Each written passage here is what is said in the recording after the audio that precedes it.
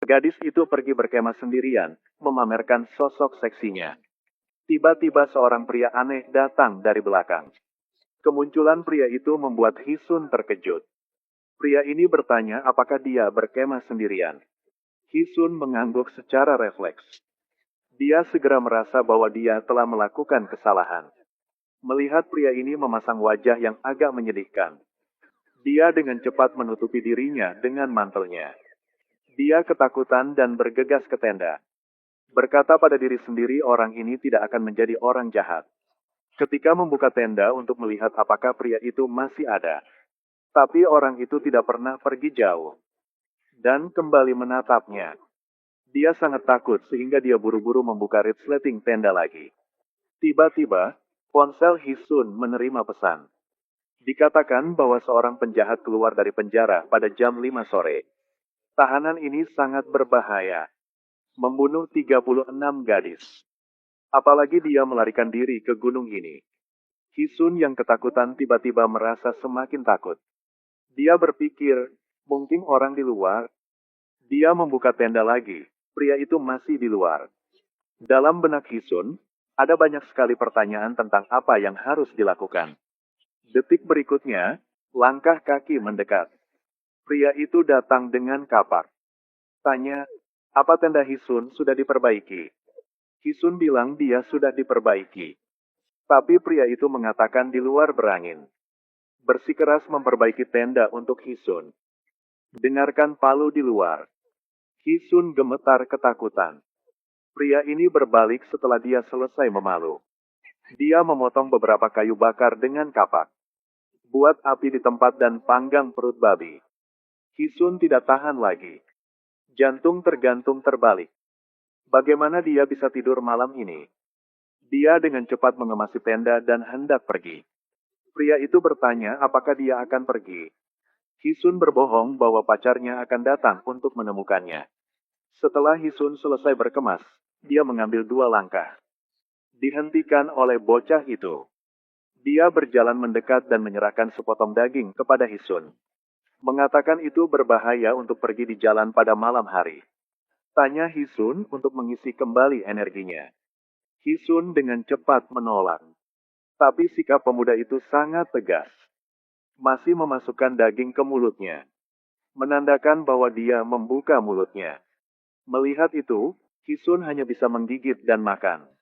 Dia hanya ingin cepat pergi dari sini. Setelah keluar dari garis pandang anak laki-laki itu, Hisun segera memuntahkan dagingnya. Dia dengan cepat berlari menuruni gunung. Tiba-tiba terdengar suara gaduh di sebelah. Melihat lebih dekat, Hisun menemukan seorang pria yang terlihat sangat mesum. Dia panik dan berteriak. Dia memutar kepalanya untuk melihat ke belakang. Tapi itu hanya kambing gunung. Sepertinya dia terlalu stres. Hisun terus berjalan menuruni gunung. Melihat 2 gadis naik gunung. Setelah bertanya, baru tahu bahwa mereka juga datang ke perkemahan. Hisun berpikir sudah sangat larut. Tidak aman turun gunung sendirian. Begitu memanggil mereka kembali. Mengatakan dia ingin bergabung dengan mereka. Memiliki 2 orang lagi seharusnya tidak berbahaya lagi. Di sini, pria itu sedang bercukur dengan gembira. Berbalik, 3 wanita cantik muncul. Pria muda itu melambaikan tangannya. Saat kedua orang itu melihat keindahannya, mereka langsung berseri-seri. Sun Hisun mulai mendirikan tenda lagi. Pria itu tersenyum. Kemudian dia mengeluarkan pisau sakunya dan mengotak-atiknya. Seorang gadis berambut keriting melihat pemandangan ini. Kemudian Hisun merangkak ke dalam tenda sendirian. 2 gadis aktif mencari pria untuk curhat. Gadis berambut keriting itu mengulurkan ponselnya dan memintanya untuk mengambil gambar. Anak laki-laki itu tidak bisa menolak. Hanya bisa membantu mereka mengambil gambar. Setelah syuting, dia akan pergi. Ditahan oleh gadis berambut keriting. Dia berkata bahwa dia juga ingin mengambil fotonya. Jadi saya mengulurkan tangan dan meminta telepon orang itu. Pria itu tersenyum dan memberinya HP. Setelah menembak, gadis itu mengembalikan HP. Tapi sengaja melemparkannya ke Anglo. Pria itu sedih mengangkat telepon. iPhone 14 Pro Max berlapis emas saya baru saja membelinya. Gadis itu berpura-pura meminta maaf.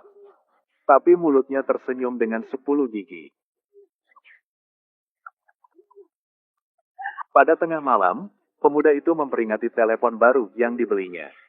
Minum sendirian untuk bersantai. Dua gadis tiba-tiba berjalan ke arahnya. Gadis pirang itu dengan sengaja mengambil pisau anak laki-laki itu dan melemparkannya jauh-jauh. Selamat melompat dan melompat. Pria ini marah pergi untuk mengambilnya. Setelah itu, kedua gadis itu meminta untuk meminjam pisau anak laki-laki itu. Bocah itu menolak keras. Ponsel baru saya rusak oleh mereka. Apakah Anda bahkan ingin mematahkan pisau yang dia cintai kali ini? Tapi gadis itu bersikeras meminta pisaunya. Jadi keduanya berdebat. Gadis itu dengan sengaja melemparkan sekantong permen ke tanah. Katakanlah pria itu menghancurkan permennya. Hisun mendengar suara itu dan keluar dari tenda. Pria ini tidak tahan lagi. Jadi mendorong si pirang. Tak disangka, gadis berambut ikal itu mengayunkan kapaknya. Memotong kaki anak laki-laki itu. Adegan ini membuat Hisun berteriak panik. Pria itu hanya mendorong gadis itu dengan ringan. Temannya segera menebasnya dengan kapak. Kapak itu langsung mengenai paha pria itu. Gadis berambut keriting itu tidak merasa bersalah. Berdiri mengejeknya. Pria itu sangat kesakitan sehingga dia tidak bisa berhenti menangis. Hisun melihat itu, dengan cepat mengeluarkan ponselnya untuk memanggil polisi. Tanpa diduga si pirang berbalik dan menyambar ponselnya. Kemudian letakkan di lock. Gadis berambut keriting itu mengangkat kapaknya. Hisun tidak berani bertindak tergesa-gesa. Kemudian, gadis berambut keriting itu menghancurkan ponsel Hisun. Pria di sebelahnya sangat ketakutan hingga dia hampir menangis. Hisun benar-benar marah. Dia melompat dan menjepit gadis berambut keriting itu ke tanah. Bermaksud melampiaskan amarah. Tanpa diduga, gadis pirang itu menjambak rambutnya. Tanpa berkata apa-apa, dia langsung menamparkan Hisun. Hisun yang malang. Hanya bisa berbaring di tanah dan menangis dengan sedihnya. Pada saat ini, dia mengangkat kepalanya. Gadis lain muncul. Dia adalah Jiyong, anak tertua dari dua gadis lainnya. Kemudian dia meminta gadis berambut keriting itu untuk meminta maaf kepada bocah itu. Pria itu tidak bersalah untuk terkena kapak tanpa alasan. Tentu saja, dia tidak akan memaafkan. Lalu, Jiyong memberinya sebotol pereda nyeri. Bocah itu dengan marah mendorong pergi. Ini benar-benar keterlaluan. Segera setelah itu, dia dipukuli lagi. Hisun tidak tahan lagi. Ingin menghentikan mereka. Akibatnya, gadis pirang itu menjambak rambutnya dan membuangnya. Jiyong berjalan mendekat dan berkata pada Hisun, "Duduklah dengan patuh dan jangan meninggikan suaramu." Ternyata Jiyong dan pria itu juga saling kenal selama perjalanan berkemah. Tapi dia meninggalkannya setelah keduanya menjalin hubungan. Jiyong bertanya mengapa Hisun berkemah sendirian. Memakai riasan dan memakai celana ketat. Gadis pirang itu maju dan berkata, "Apakah untuk merayu laki-laki?" Setelah mengatakan itu, dia bergegas untuk mencium Hisun. Hisun tidak pernah menyangka dia seorang lesbian. Jadi dia menamparkan gadis pirang itu sekali. Kemudian pria itu berkata dia ingin buang air. Gadis pirang itu juga sangat bijaksana. Melemparkan cangkir kertas untuk dia tangani di tempat. Pria itu tidak punya pilihan. Hanya bisa mengambil cangkir kertas dan membalikkannya. Saat dia buang air, gadis berambut keriting itu berlari untuk berbicara. "Wow, terlalu kecil. Ini sangat kecil. Ini sangat menyakiti pria itu. Dapat mengatakan apapun yang inginkan, tetapi jangan mengatakannya itu kecil." Jadi dia melemparkan gelas air seni di tangannya langsung ke wajah mereka. Melihat reaksi kedua gadis itu, pasti sangat marah. Akibatnya, pemuda itu mendapat pukulan. Jiyong juga bergabung. Hisun melihat itu, segera meninggalkan tenda, diam-diam melarikan diri. Tapi saat melarikan diri, Dia tidak sengaja ditemukan oleh Ji Yong yang waspada. Jadi dia mengirim dua gadis lainnya untuk mencari Hisun. Mereka sangat licik. Sengaja membuat suara untuk menakut-nakuti Hisun.